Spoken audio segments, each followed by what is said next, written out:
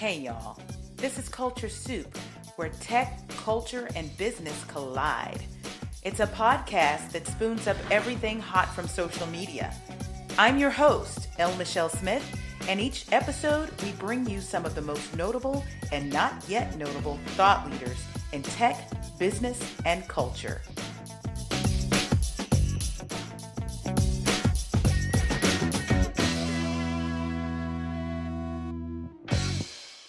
The year was 2008.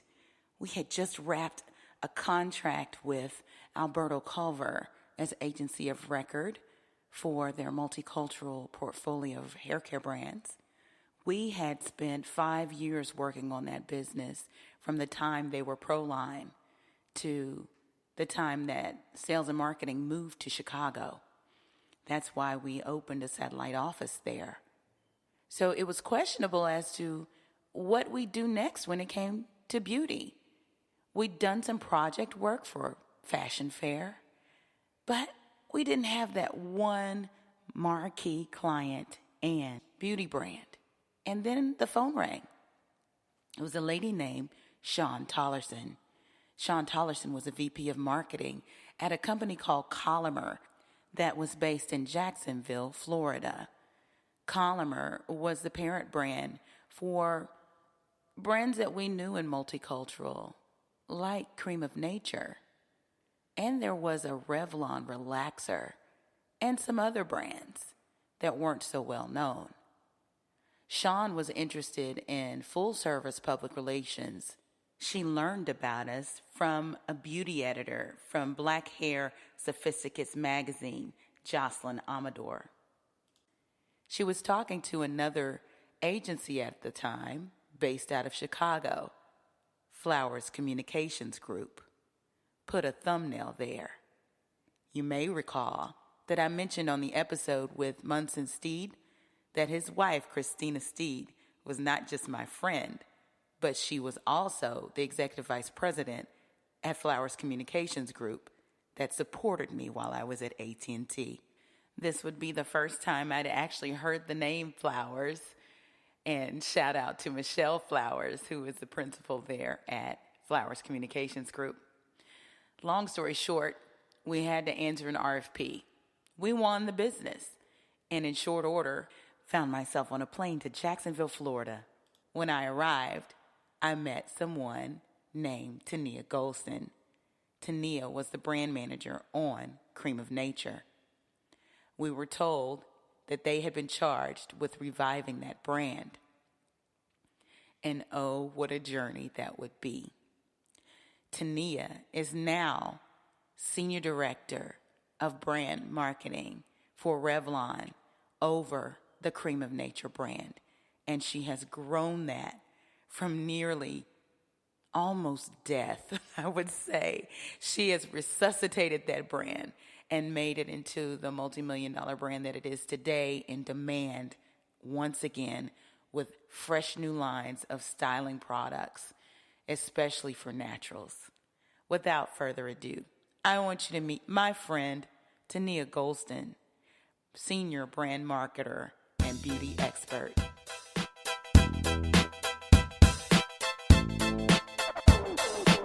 Hey everybody, I am so excited because I have my girlfriend, my former client, senior brand marketer in beauty, Teneya Gholston from Revlon, yay, and Cream of Nature. How you so doing, excited Teneya? to be here with you today, Michelle. I'm so happy to see you, Teneya. You know what? We go a long way back. Yes, we do. Yes, we do. Lots of years, lots of history. Yeah, I say you really get to know somebody when you've been working in the trenches together. Yes, that's the best way. You know who you can count on Yes. and who you can't. And you know, we had a really good time because we were specifically focused on one particular brand, and that was Cream of Nature. We did some work on some other brands, but nothing else really mattered. Cream of Nature was always the hero brand. That was the one that we were counting on to make it. Right. Well, you know what? Why don't we have a Culture Soup moment? Are you ready? Yes, Okay. I am ready. I've been excited this whole day today. I'm like, I'm talking to Michelle. I'm like, don't come in my office when I'm on with her. I love Okay, it. it's important. I love it. I love it. Well, our culture soup moment. I want to go all the way back to like 2006, 2007 when this one hashtag became the thing. And it wasn't just because people were yapping it up on Twitter. It was because Black women were having somewhat of a renaissance when it came to their hair. Yes. And it's hashtag Team Natural. You remember that? Yes. And it's still going today. It is. Believe it or not. It is. And you know, I had this conversation with Miko Branch. Maybe about, in the early part of the year with the show. And we were talking about how that hashtag catapulted her brand, Miss Jessie's, all the way into Target. But it did some things for Cream of Nature, too, because when I first started, and it was my agency, just so everybody knows, my agency was agency of record for Cream of Nature and some other multicultural brands in the Collamer business, which got bought by Revlon, just so you know. Okay. And that's the history. Yeah. And so what state was Cream of Nature in when we came on? Oh, my goodness. So, I mean, around that time, Cream of Nature, it was still a household brand, but it was starting to lose traction because when we did the market research, consumers were saying, this feels like my grandmother's brand. Yeah. So I know you remember that. They were just like, it feels a little old. It was something that was used on me as a child. And it was just starting to lose traction in the market. It wasn't in demand for the consumer.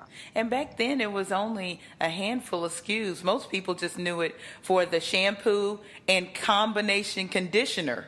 Yes. Right? Yes. That was the bread and butter of Cream of Nature, was that shampoo and conditioner. Everybody knew that it was going to be the best detangling formula in the market, but we were losing consumers to other brands because when they went to style their hair, they weren't staying with Cream of Nature. They were jumping over to another brand, and nobody wants that. You want your consumer to be loyal to you from, shampoo all the way through styling. So we were just missing that opportunity to keep her with Cream of Nature from start to finish. Yeah, and I remember I got to shout out Sean Tollerson, who was the VP of marketing at the time, who was guiding the ship. But I remember those dusty bottles. They were on the shelves way down in the bottom rack. You remember this? Oh, yeah. You're bringing back memory. And some of those bottles have been there since our grandmama used it on our hair, right? Exactly, because they were the ones that were in my mother's closet, at home in D.C. at the time. I'm like, Mom, you still have those bottles? Yes, she did. So well, look, you raised a good point. Everybody really still believed in what it could do. And it was about the detangling, and I could smell it right now. It had that specific smell, and everybody liked it. Fragrance. Yeah. Yeah, I mean, and even when we started to elevate the brand and kind of move it forward, I remember all of the calls and the letters from the people that were upset. We had a whole strategy around that. The people that loved it, they loved it. And it took time to transition. Like, it wasn't like automatically people were in love with the new look and the new fragrance, to your point. I mean, for years, especially men, a lot of men use that shampoo and conditioner because their mom used it or their wife used it. And they were like, okay, that's my shampoo and conditioner. I remember, years after the brand transitioned, men would come up to me looking for the white bottle, the infamous white bottle of Cream of Nature. With the red writing. It was like, it was the red, there was blue, and there was green. Yes. And it took some time to just kind of transition that consumer. Those were some fun days. Fun days for sure. Well, and the reason why I brought up Team Natural, the hashtag, while all that conversation was going on, we had natural bloggers and video bloggers that would come on and do how-tos on how to do your natural hair. And at the time, Cream of Nature had this wonderful shampoo and conditioner all in one that was collecting dust, but people still loved it. Not trying to let go of it, that's for sure. But you had a relaxer, too, that wasn't getting a lot of traction. No. Yeah, I mean, Cream of Nature had a relaxer, but it was always a hair care brand. Right. It was really ahead of its time. I mean, even in the name, Cream of Nature. Right.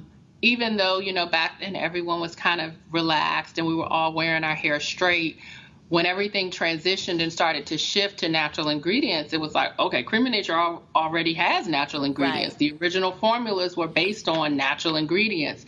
So it was really ahead of its time, but never a big relaxer brand, but women who relax definitely used the brand and associated the brand with relaxed hair. Right.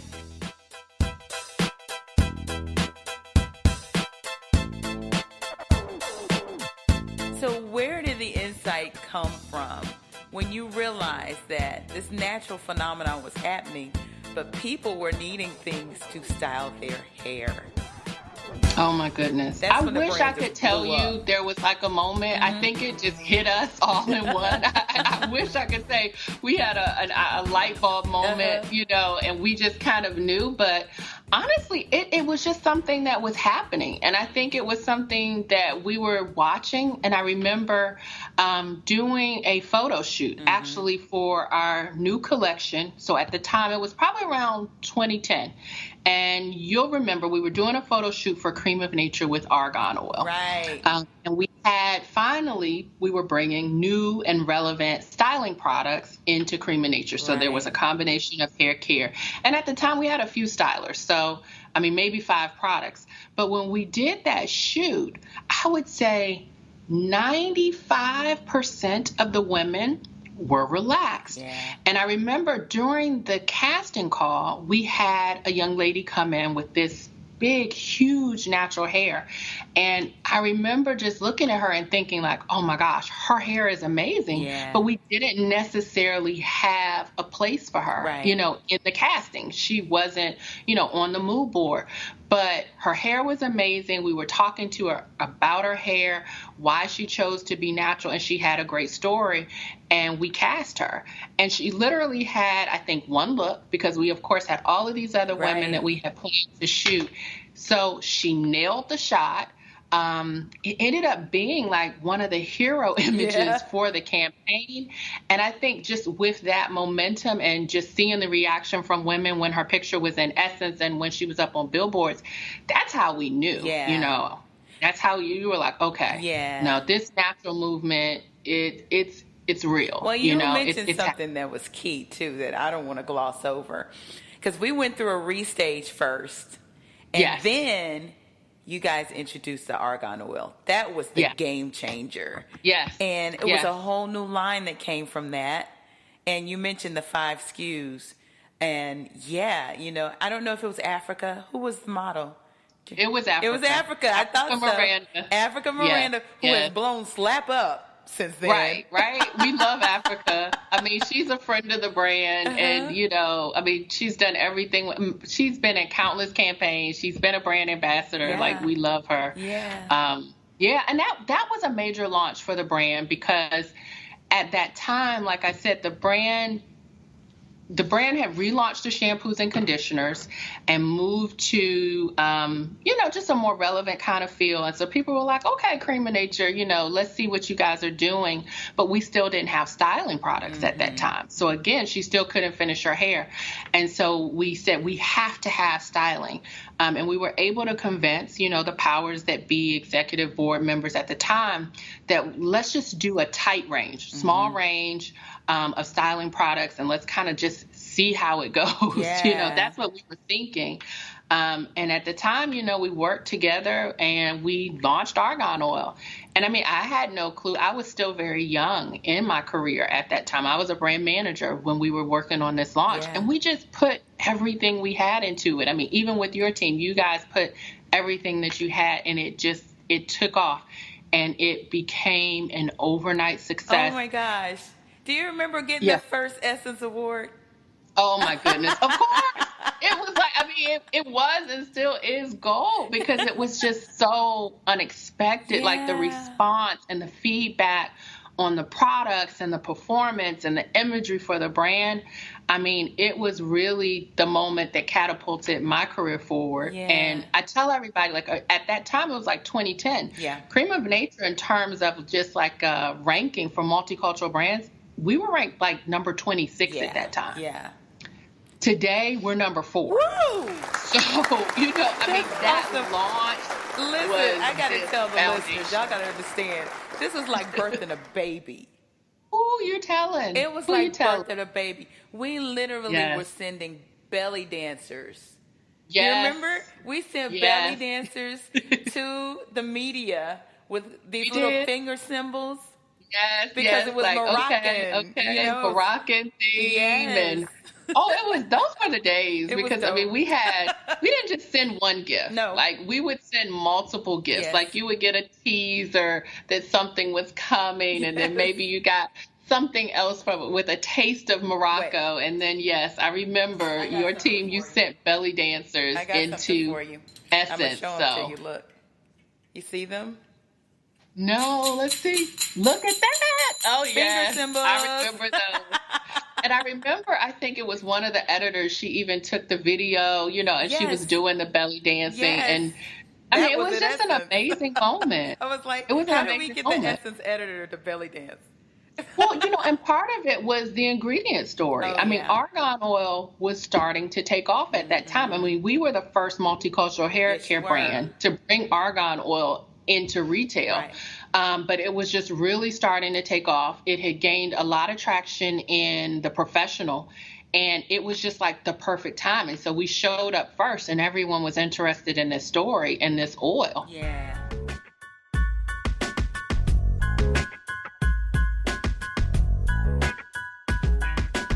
This is a marketing story. This is a case study, but this is also a career story, and you kind of hinted at it.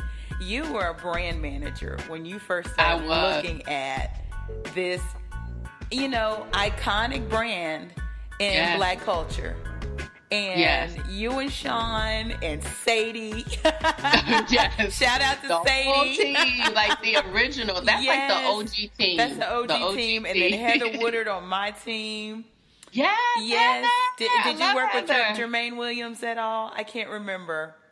Who'd you say? Jermaine Williams. I don't know if you work with her, but she worked with us on some of the beauty brands for Proline and Alberta Culver before we started working with you guys. Okay. But we had a pretty scrappy team. We did, but we got so much done. We got so much done. And I mean, I was young. I want to say if it was 2010, I probably only been working in beauty 3 years, because I started with the company right after I got my MBA. I started with the company and came on board. So, it dream come true. Well, it's not about that because, as a marketer, go ahead, that you actually get to reinvent a brand. Totally. You know, I mean, most of the time, you're lucky if you get to work on an iconic brand. I mean, that's hard to do, but you work on the brand, you do renovations, you know, you share the brand with the consumer, maybe you reposition it, but when you actually get to change a brand, like the entire look and feel, I mean, what we did and what the team kind of put together, it was really gutsy. I mean, now, you know, knowing what I know now, at that time, I mean, we were changing brand colors. I mean, everything, ingredients, packaging was new. I mean, we were working with chemists, and the things we take for granted now because you see them every day in the market. But I remember, you know, a big conversation at that time was on the color of the shampoo. Because we wanted to do this beautiful, rich, golden color shampoo. And I mean, at that time, all of the Cream of Nature shampoos were just kind of like white or cream. Maybe kind of a pearly white, maybe. There was just so much about that launch. It's definitely got to be one of my favorite launches. The details that we were able to do were different. I mean, for the launch, I remember with the agency, we built a land of Morocco. That's what I'm going to call it. But we were like, well, how are we going to bring this to life? I mean, we literally built a set. So shout out to Culture AD. They did that work. But we built a Moroccan-themed set. I mean, we had a henna tattoo artist. I love that. You know, I mean, we went all in. And I think that's kind of what paid off. We were just really into the brand, the concept. We believed in it, and we just brought it to life in an incredible way. That's and awesome. For me, it was the start. I mean, we started with like 4 or 5 SKUs, and then, after that led to me getting promoted. Yeah. So the success of that launch, that's how I got my promotion and was able to get to the next level as a marketing manager. And from there, once the company saw the success, I mean, we over-delivered. Mm-hmm. We just blew the budgets out of the gate. That gave us the green light to start adding more SKUs. And I want to say, like 2 years later, that's when Perfect Edges came along. Yeah. And Perfect Edges was like, that was one of the changer. first. Yeah, it was one of the first real edge controls that you could actually depend on. That really worked. Yes. It was, I mean, we were probably second to market with edge controls, but we made an incredible edge control. And right away, the numbers just went through the roof. We quickly became the number 1 edge control. And I mean, that was 2012 when we launched. We have been got an Essence Award too, I must add. Yes, that one got an Essence Award. That one gets an award like every year because it is everyone's favorite edge control. And I mean, still to this day, we're the number 1 edge control. That's awesome. That's awesome.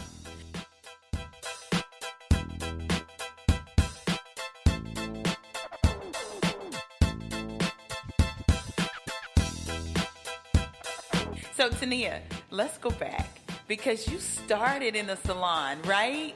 Yes, and then you got your MBA. So tell the story. Oh my goodness. So let's see, how can we do it? So first of all, I'm a graduate of Florida A&M University. So shout out to my rattlers. Your rattlers out there. Yes. So that's where I got my start. I showed up on Florida A&M's campus after having been a dancer for years. So I grew up dancing. I didn't know that, Teneya. Yeah, this is news. And I had to start with that because I always thought that I was going to be a dancer or I was going to be in entertainment. And that was kind of the track I was on from the time I was 3. And so I made like a quick pivot when I went to college and I switched to business. And that was like just by default. I was like, okay, I need something that's going to make me money. Some money. And at the time, that MBA program, they were like, you're going to graduate from here. You're going to make 6 figures. And I said, sign me up. Yes, okay. There you go. And so I show up on FAM's campus and I'm in the School of Business and Industry. And, everyone's chasing these corporate positions, these corporate jobs. We want to work on Wall Street. What can we do? And so I had a professor that really challenged me to put together a business plan for something that I might actually do in life. He was like, don't do what everyone else is doing. And so with that, I just came up with this idea. I was like, I want to do a business plan on a chain of salons. Wow. And so he gave me 2 student interns for the entire semester and just really pushed me to put this business plan together. And that is where I just started to fall in love with beauty. Yeah. And I finished the program, I got my credit for it, but I was like, you know what, I'm onto something here. And at the time, I actually thought that I was going to be an entrepreneur. And I thought, let me go to school. I'll get my cosmetology license. When I graduate, I'm not going into that corporate world. Yeah, That thought process, I'll open up a salon. And obviously that didn't happen because I have been in corporate America for 12 years. So it's a really fun story, but it always makes me remember that you can pivot. Yeah. Like you have to make a decision and decide on a track, but it's okay to pivot because I would say that everything that I learned along the way has helped me to land where I am today. I was going to say, don't you think that beauty experience everything, and even the entrepreneurial spirit that you have made all the difference? And even going back to the dance, I mean, I never knew when I started out dancing, you're telling stories with your body. Right. So that was really the start of me kind of honing these storytelling skills, even though, I didn't know. And I performed lots of places, went to an arts high school. So I had that in me. And then when I got to FAMU and I'm in business school, everything I learned about P&Ls, accounting, how to run a business, and then even the short stint of entrepreneurship, because for a while I worked in a salon. Like I actually worked in a salon as a commissioned stylist.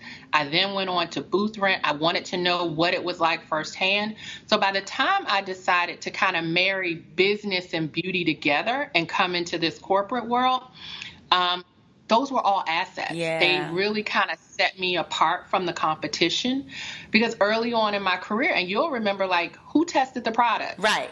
Hello. Me. Yes. You know, so I mean, up until like probably 2014, I tested the product. Yeah.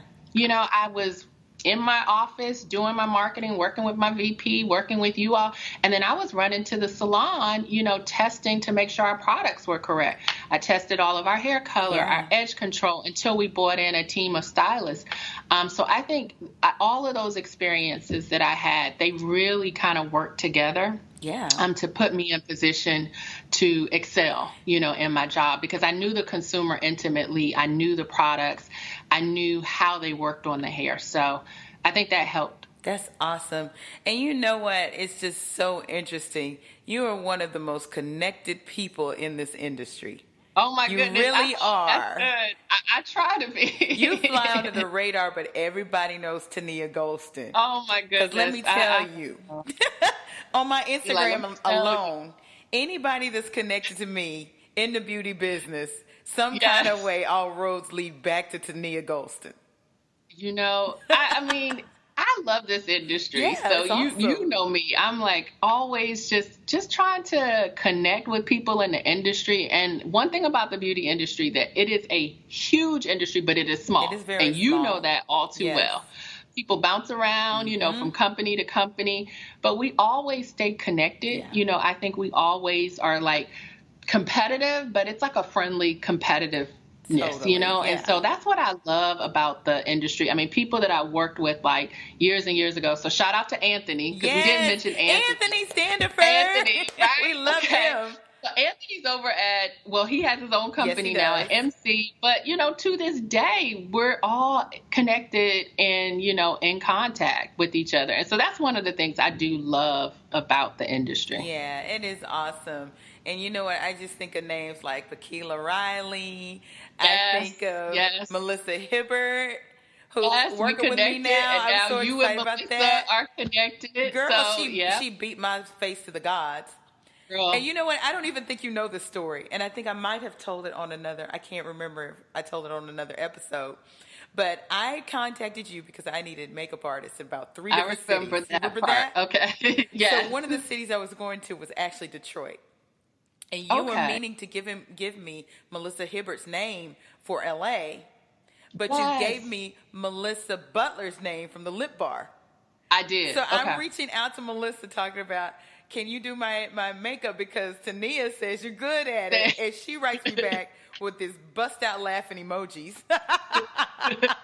And she's like, well, honey, I don't do that, but I'll give you somebody. So she gives me to Lauren Butler, who did my face. Okay. But we did meet, and I'm like, you're Lauren Butler from the Lip Bar. She's like, yeah. And it turned out she was at NABJ anyway. So we met. What?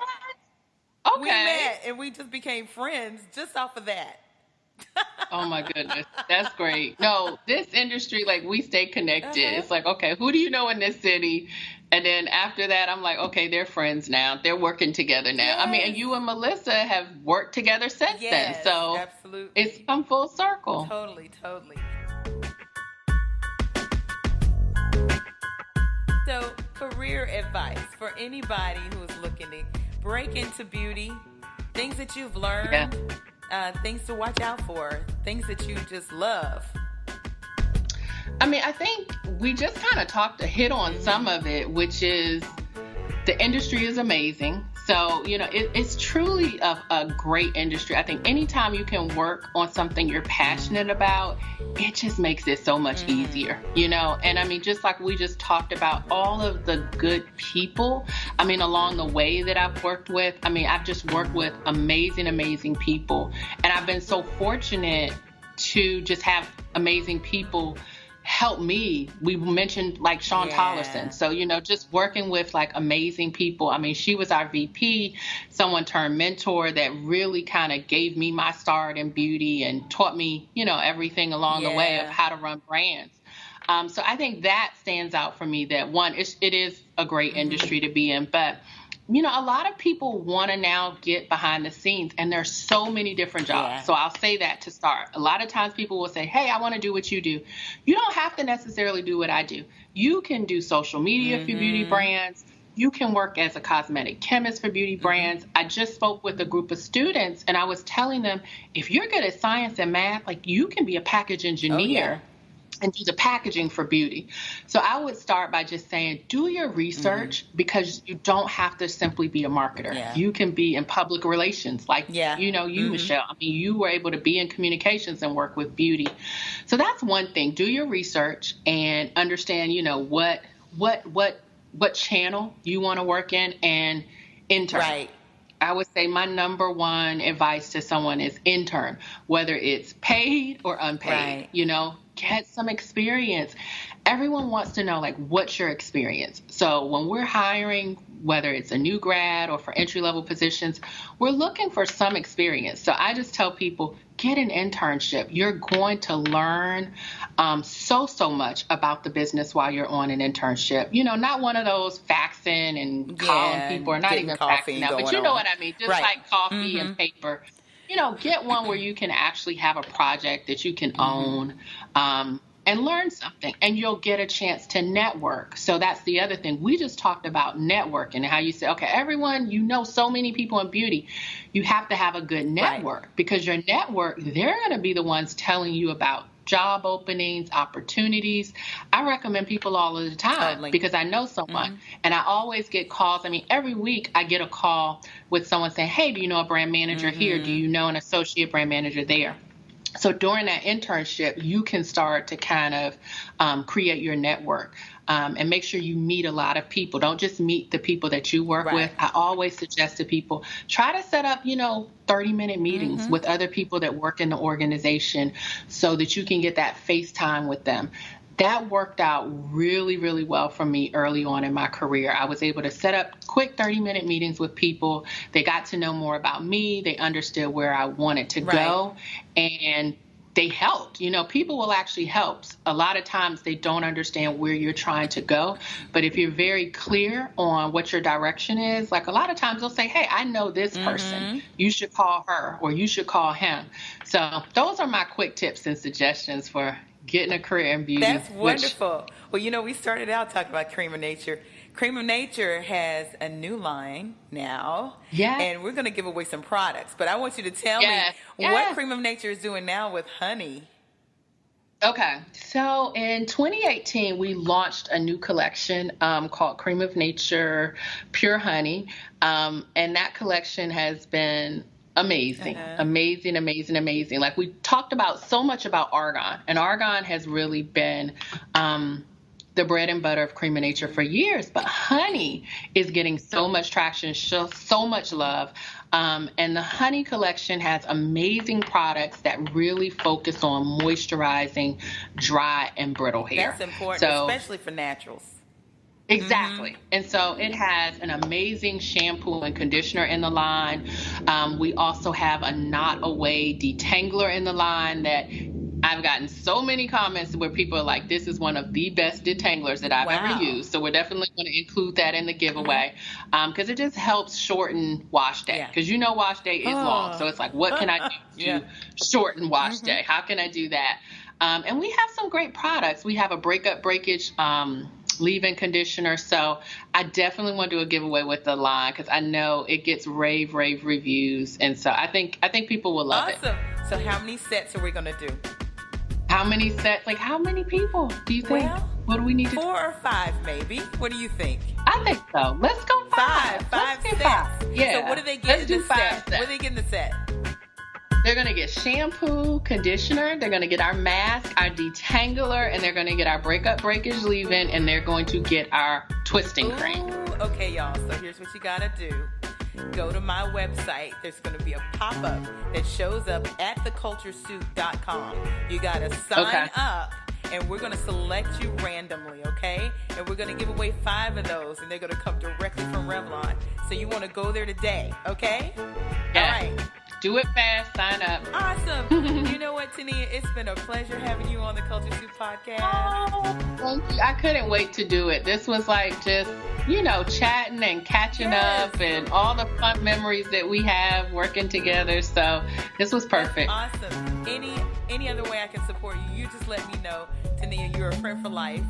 And I wish you all success. Oh, no, same to you. You are killing it, Michelle. You are over here killing it. This woman is speaking. She is just getting you all together. Yes. So I can't wait to see everything that you are doing. You're just making such a big impact, in the lives of business owners and, influencers. I mean, everything that you're doing is amazing. I appreciate that. I say as long as I'm helping folks, I can't do anything but win. So here we are. Yes. Thank you so much, Teneya. Thanks, Michelle. This has been fun. Yeah, it was great. Bye-bye.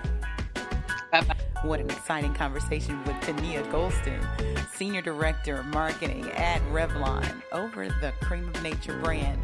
Y'all, go to the website right now at theculturesoup.com.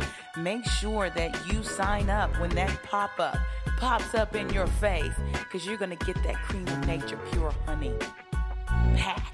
Okay, we're giving 5 of them away. Teneya described them. Get your information in now, and we'll be choosing, and I will announce next week. I want to send a shout out to Lane College, all the students at Lane College, including the president, Dr. Hampton.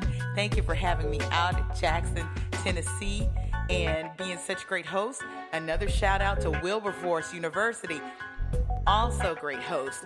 And Dr. Pinkard, thank you for having me out there. Dr. Bradley, the Executive Vice President and Chief Innovation Officer, who is raising next generation emerging entrepreneurs. Thank you for the tour. Shout out to Xavier and shout out to Treese for taking me on that powerful tour, guided tour of Wilberforce. Y'all, so much history. Visit my Instagram at lmichellespeaks and look at my posts, because I outline some of the folks, historical names that came from Wilberforce and some of the historical moments that happened in time. You have 2 opportunities to see me speak here in Dallas and Fort Worth coming up in the next week or so.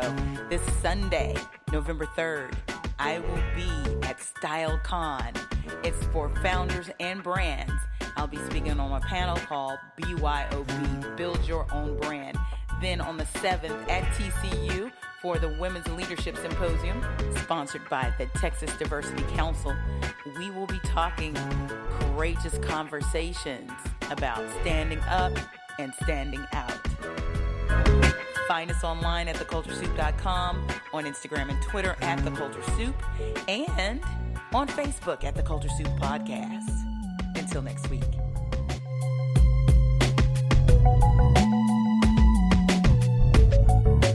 The Culture Soup Podcast is a production of No Size Communication, LLC.